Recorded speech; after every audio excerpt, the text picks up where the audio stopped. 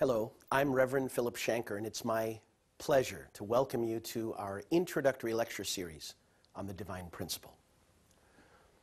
Based upon our understanding of God's unchanging and eternal ideal for the creation and the tragedy of the human fall and humanity's separation from His will, we've been studying the process and providence of restoration, how a loving, wise, and almighty God has been working behind the events of human history to establish the foundation for the Messiah and the realization of His original plan and purpose. We've seen in the parallels of history the invisible hand of a mighty God working behind human events. And as we come toward our concluding presentations, we are getting closer and closer to our own age and time and the ability to understand how God is working now. Let us look at the events of the 20th century on the foundation of our historical understanding and understand the purpose and providence behind the three great world conflicts that took place in the 20th century. Join me. The world wars. When Jesus spoke of the signs of the end of the world and the beginning of a new world in Matthew, the 24th chapter, He predicted that global war would be taking place as a sign of the end of this false history. He said, "You will hear of wars and rumors of wars, for nation shall rise against nation, kingdom against kingdom." Now, in what sense did Jesus understand the future? Did He look into the future and see Hitler and Germany and Japan and the various nations arising? Or did Jesus understand the providence of God and that the original separation of good and evil in the heart and mind of our first ancestors that manifested in the struggle between brothers, Cain and Abel, that struggle would manifest to the family, the tribe, the nation, and finally the world, necessitating a final struggle between God and Satan to retain sovereignty on earth? Let's consider the significance of the world wars, the providential causes of the world wars. Now, from an external standpoint, wars break out due to such factors as conflicts of political or economic interests, struggles over land or people or sovereignty, and clashes of ideology. Yet these are merely external causes. There are also internal causes of wars that are connected to the providence of restoration. What are these internal, providential causes of world wars? First, world wars have resulted from Satan's last desperate struggle to preserve his sovereignty. This is the reason why the Bible maintains that prior to the coming of Christ, the Antichrist will come. Satan, who struggles to retain control and dominion, who sees God working according to the principle to advance His providence, struggles to establish. Evil is in the subjective and dominant position, and evil always strikes first.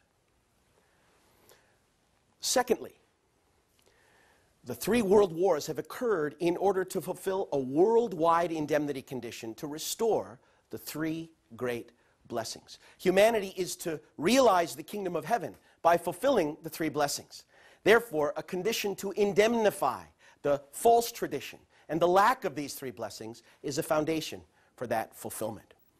Thirdly, the three world wars have occurred so that all humanity can inherit Jesus' foundation, overcoming on the worldwide level the three temptations by which Satan tempted Jesus. Now you remember that those three temptations were also conditions for Jesus to restore the three blessings.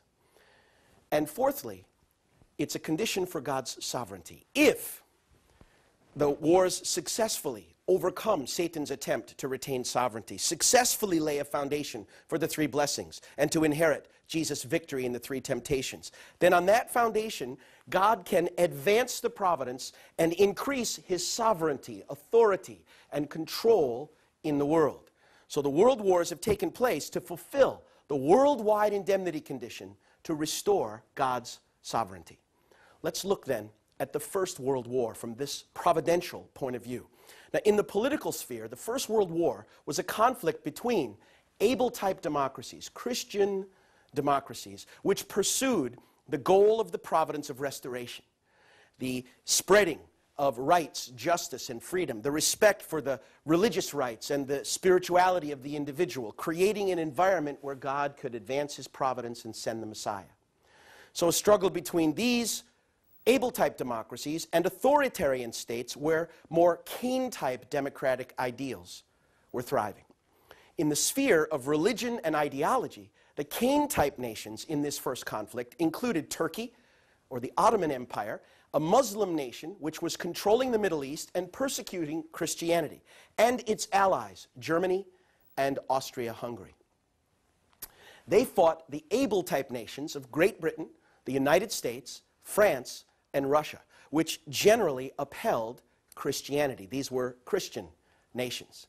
Now, the question of which nations are on God's side and which are on Satan's side is decided based on the direction of God's providence of restoration. Those who are in line with the direction of God's providence or acting in concert with that direction, even indirectly, are on the side of God, while those who take an opposing position are on the side of Satan. So in other words, to place a nation in the position of Abel or Cain, representing God's providential work to restore the kingdom, or Satan's effort to stop the advance of that kingdom, is not decided based on whether France has more good people than Germany, or whether Russia's heritage and history is a better one than Austria-Hungary. It's based upon the ideology and the political movement, whether it can serve the advance of God's providence. So what serves God's providence? Christian democracy, the ideals of Christianity as a foundation for rights, freedom, justice, and belief in God, and the democratic foundation to restore an environment where the Messiah can come and be respected and received. Therefore, nations that oppose that can be used as an instrument of Satan's side. Now, let's then consider the role of each of these powers and the positions they took. In the First World War, the Allied powers, led by Great Britain, the United States, France, and Russia, were Christian nations. Moreover, they had been fighting to liberate Christians who were under the persecution in Turkey. Thus, they stood on God's side. Now, let's be clear. United States, Great Britain, and France were Christian democracies, and thus they could stand in the position of being used as instruments of God's providence. Now, Russia began this period as a Christian nation, but its political system was a corrupt and rather despotic Tsarist monarchy.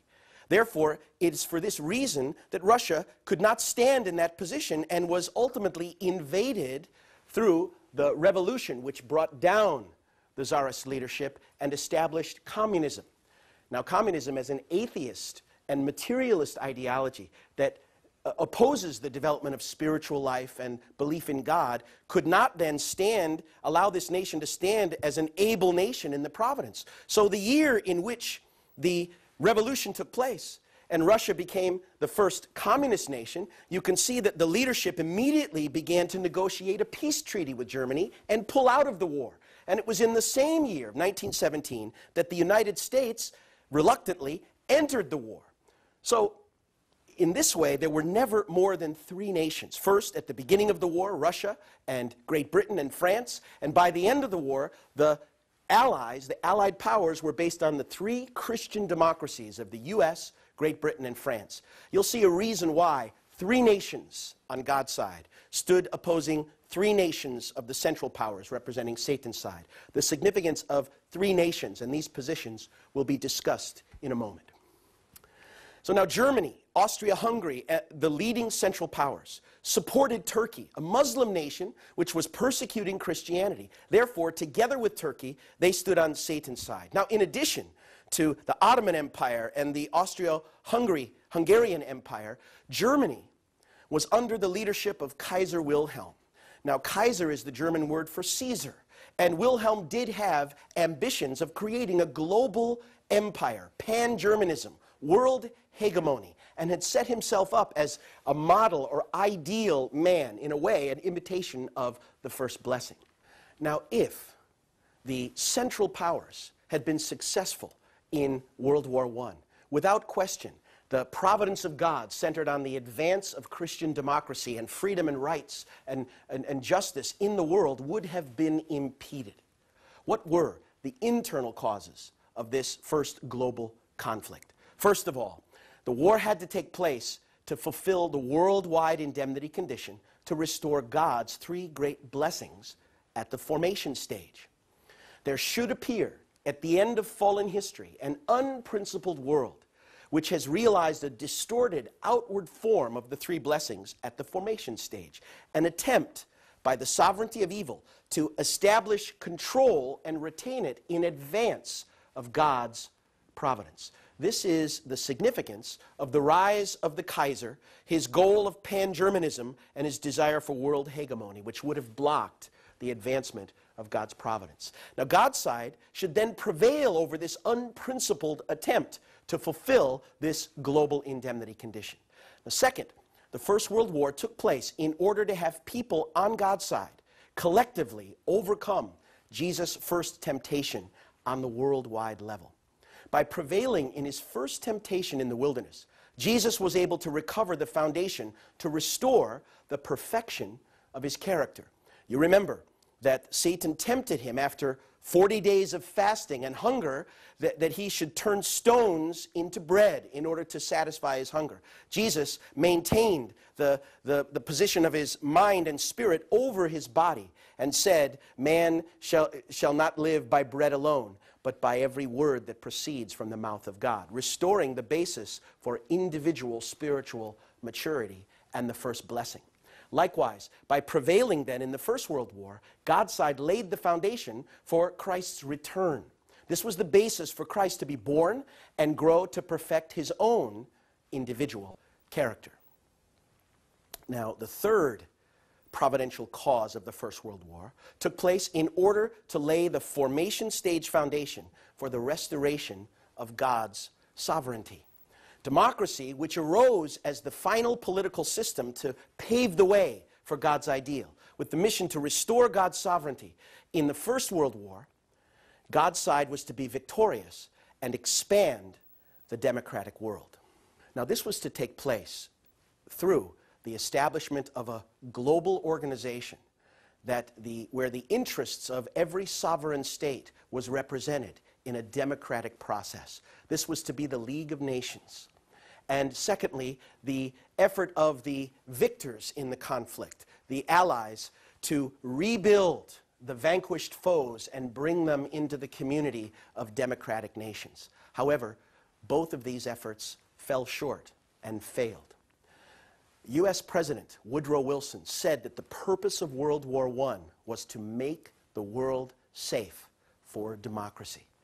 At the close of the war, Wilson came to the Treaty of Versailles with a 14-point plan for how to reshape the world as a democratic world, which would have been a foundation for God's providence for the future. The two most important aspects of Wilson's 14 points were, number one, the creation of a global democratic institution, the League of Nations, which all nations would participate in and guarantee the democratic process. Secondly, he proposed that the victors in the conflict of World War I would forgive the Central Powers, would invest in the Central Powers and raise them into the community of democratic nations. But what happened? The European allies resisted the idea of forgiving and rebuilding the vanquished foes.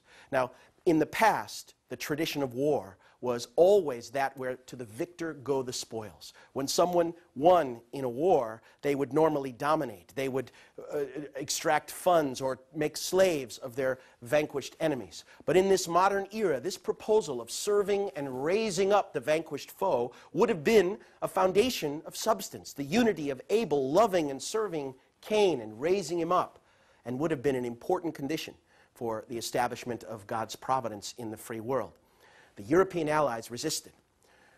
England, and particularly France, where much of the war had been fought, had suffered greatly during the period of World War I and paid a dear price. So instead, they wanted to punish the vanquished foe, and they put a huge and heavy war debt on the nation of Germany, for example. And the 1920s, the aftermath of World War I, was a tremendous struggle as Germany's economy went reeling and sank, and Germans were frustrated and struggling.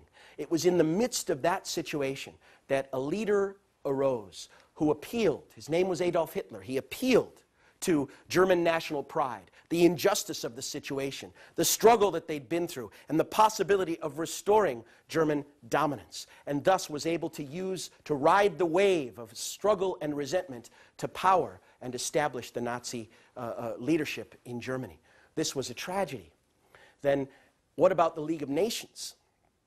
Well, the Treaty of Versailles approved the League of Nations, but when President Wilson returned home, the U.S. Congress, led by Henry Cabot Lodge, the head of the Foreign Relations Committee in the Senate, opposed the idea, didn't want to get involved, and so America rejected membership in the League of Nations, which soon became irrelevant and fell apart.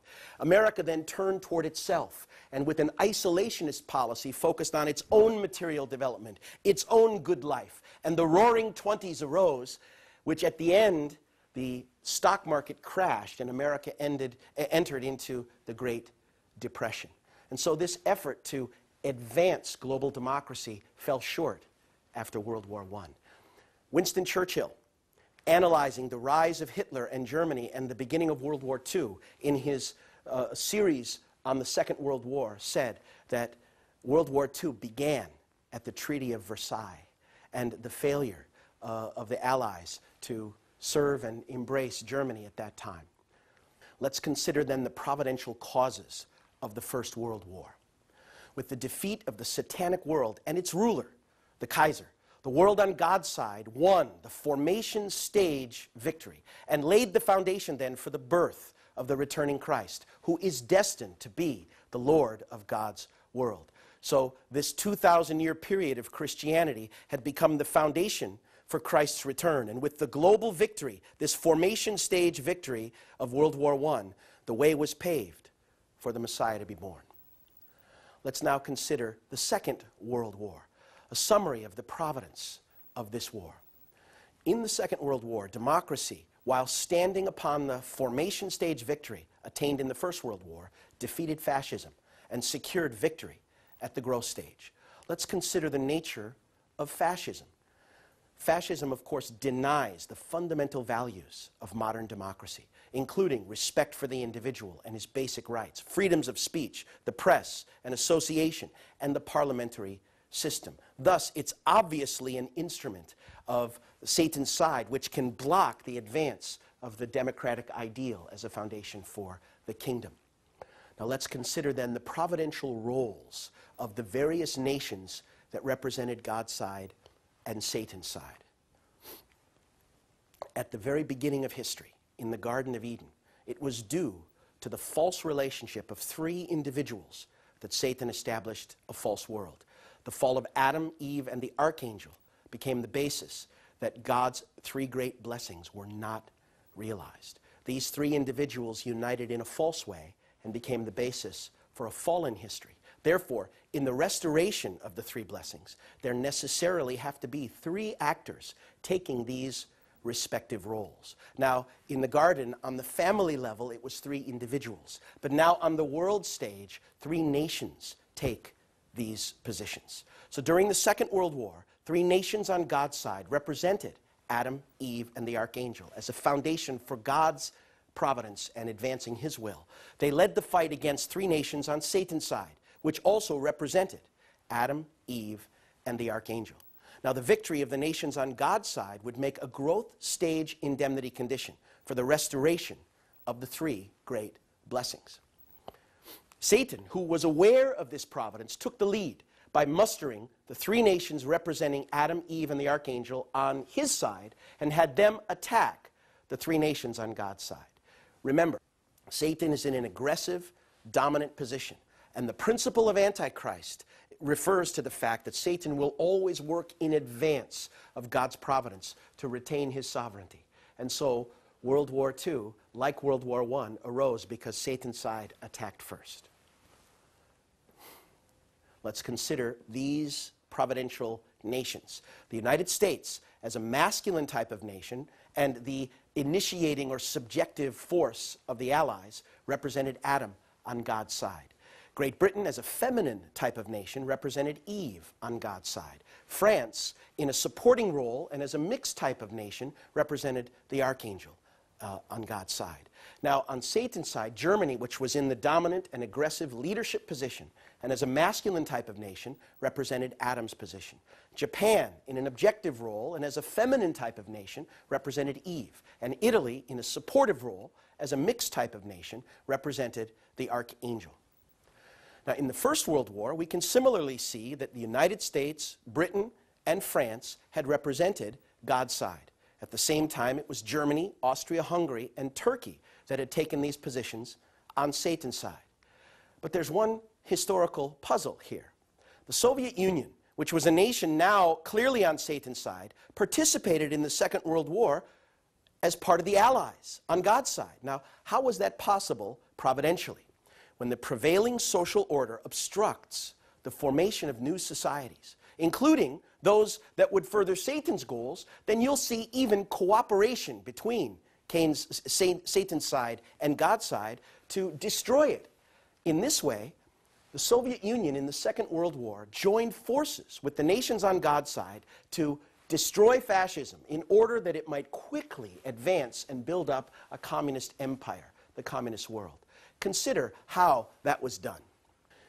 Actually, the Soviet Union under Stalin made a secret deal with Hitler prior to World War II, the division of Poland, which helped to initiate World War II. And at the end of the war, the only nation that actually was a victor, expanded its territory and got result, was the USSR, which could quickly expand on the foundation of the treaties after World War II. In this way, we could see how the Soviet Union used this opportunity to expand the foundation for global communism. Now let's then consider the providential causes behind this Second World War.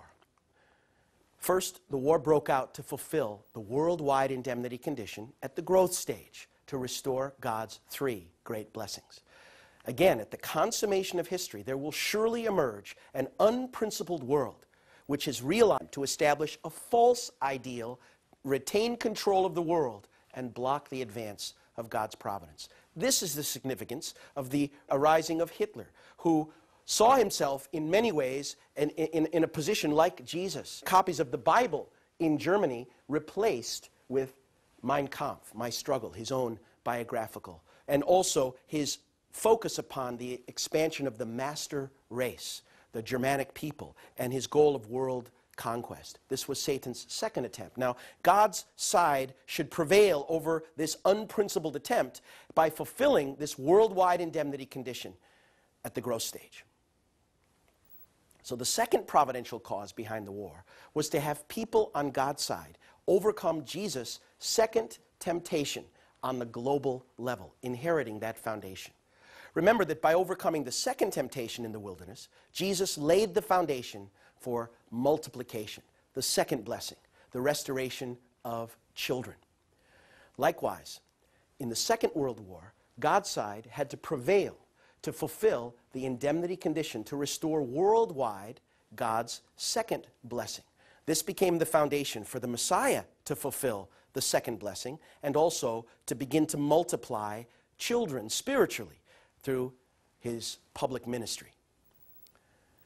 The third providential cause behind the war was to lay the growth stage foundation for the restoration of God's sovereignty. Once again, having overcome Satan's second attempt to retain sovereignty and laid the foundation to restore the three great blessings at the growth stage, now God's providence could advance and the foundation for a Christian, God-centered, democratic world could advance. This took place through the establishment of the United Nations, which restored the failure of the League of Nations. It's an interesting side note that Henry Cabot Lodge Jr., who was one of the strongest supporters of the United Nations and became one of the early U.S. ambassadors to the United Nations, was the grandson of the very man who had opposed America's involvement in the League of Nations, his grandfather, Henry Cabot Lodge. In addition, the Allies also accomplished what the Allies had failed to do after World War I. They turned toward their vanquished enemies, Germany, Japan, and Italy, and invested in them and raised them into the community of democratic nations, establishing them as some of the strongest allies in the current democratic world.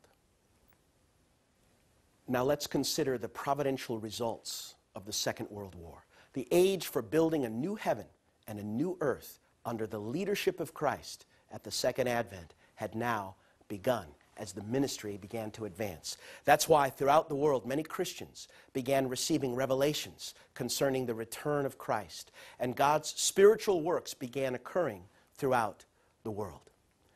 Now let's consider the Third World War. The divine principle was written in the midst of the 20th century. That's when it was first written down. And now, after many years have passed, we can see its prophetic insight. We're going to present what was written down in 1958 in the first volume of the Principle, and its discussion of the coming Third World War and the world to follow, to see how powerfully it recognized and revealed the process of God's providence. Is the Third World War inevitable? At the consummation of human history, Satan's side and God's side will struggle, until each one can attain sovereignty over the world. That's their competing desire. This is why the democratic world and the communist world stood confronting each other at the latter part of the 20th century as a result of this providential struggle. Consequently, it became inevitable that there would be wars. First to divide the world, and then ultimately unify these two worlds. The First and Second World Wars had the providential purpose of dividing the globe into democratic world and communist worlds. At the close of World War II, the world rapidly divided into two camps, and every nation was either part of one or the other, or a third world nation which was forced to ally with one or the other side. Afterward, another third conflict must take place according to the principle to bring about the unification of these two worlds and the foundation for the kingdom of God. This conflict is the Third World War. Now, from the view of the principle, it was inevitable that that Third World War would take place. However, there were two possible ways it could be fought, and this was discussed in 1958 when the principle was written down. In other words, the providence of God's will to establish a third world conflict was absolute, beyond human influence. But how it was going to take place was depending upon the actions of men, human responsibility. One way to bring Satan's side to surrender is through armed conflict. However, the ideal world can never be built merely by defeating enemies in battle. After such conflict, they must be brought to submission internally through love and service and investment, so that everyone can be reconciled and rejoice sincerely from the bottom of their hearts. After World War I, the democratic world couldn't advance simply by the defeat of the Central Powers. There had to be this condition of rebuilding that would have made it advance. That was the key to the advance of democracy after World War II from the principle's point of view. So, the other way, however, that this war could be fought is a wholly internal and ideological conflict without the outbreak of armed hostilities. By which of these two ways will the Third World War actually be fought? It depends upon the success or failure in carrying out the human portion of responsibility. This, the prediction of the principle at that time. Now, the summary of the providence of the Third World War. The Third World War was to be the final global conflict in the providence of restoration. Now, in fact, even though it was primarily a Cold War, the regime of communism around the world cost more death and bloodshed and human suffering than both World War I and World War II combined. 35 or 40 million died in Russia under Stalin. Perhaps 60 to 100 million died in China under Mao Zedong. The tragedy in Cambodia and elsewhere around the world. However, the second summary of the providence of the Third World War, through this war, God's goal was that the democratic world would bring the communist world to submission and build, therefore, the ideal world.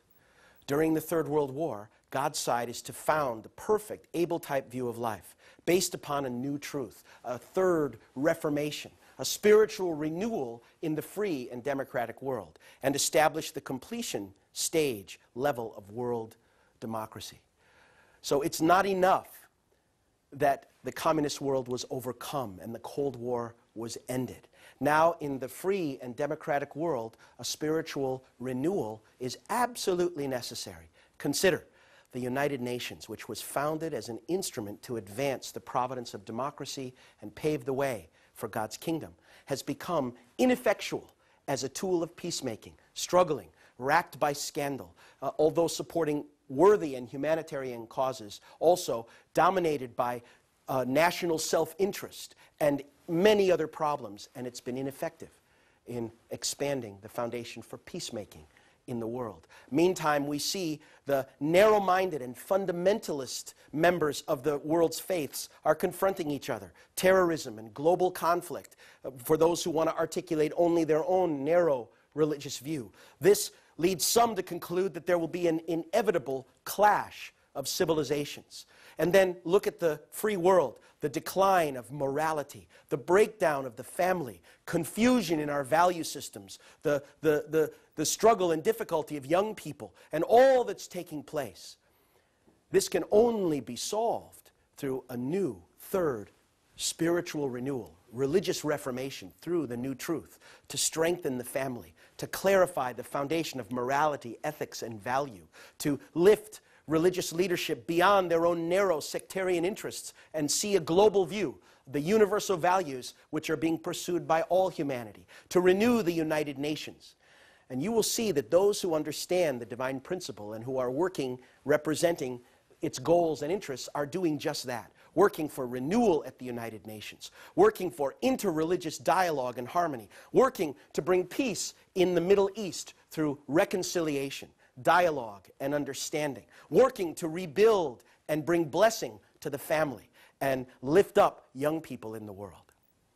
This is the direction that must be taken now as a result after the Third World conflict. God's side must then guide all humanity into one unified world. So the providential causes behind this Third World War: first, the war had to take place to fulfill the worldwide indemnity condition at the completion stage to restore God's three great blessings. At the consummation of human history, there would absolutely emerge an unprincipled world with the pretense of having restored the three great blessings at the third stage level. Satan's third attempt to retain sovereignty. This was the mission of communism in the 20th century, and the significance of the rise of Stalin and his effort to build Soviet imperialism, a Soviet empire, and world communism. By prevailing over the satanic world, God's side is responsible to fulfill the worldwide indemnity condition at the completion stage, to restore the world of the three blessings centered upon God. Second, the Third World War has to take place to have people on God's side overcome Jesus' third temptation on the world level. Remember, by overcoming the third temptation in the wilderness, Jesus established the foundation to restore dominion over creation. He resisted Satan's offer for control over the kingdoms of the world, restoring the basis for a godly dominion.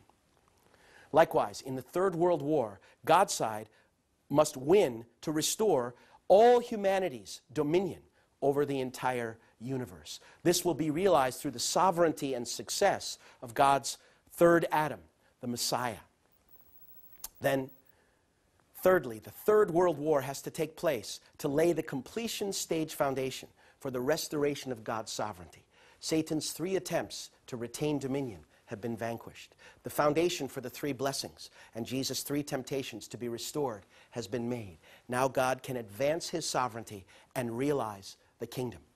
God's side must be victorious in this conflict, destroy the communist world, and return all sovereignty to God. The providential results of the Third World War: God intends to restore through indemnity the entire providence, which was prolonged to this third stage, by winning victory in all three of these world conflicts, which belong to the final chapter of providential history.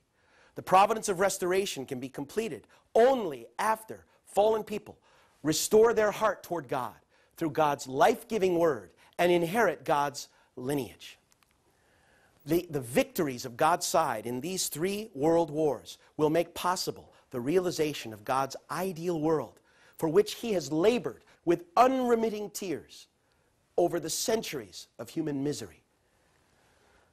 We have been able to see at the close of the 20th century the end of communism, the foundation for the realization of God's ideal. In our final presentation, we will look at the second coming of the Messiah, the return of Christ, and answer the question, how is God working in our own age and time? Thank you for your kind attention. God bless.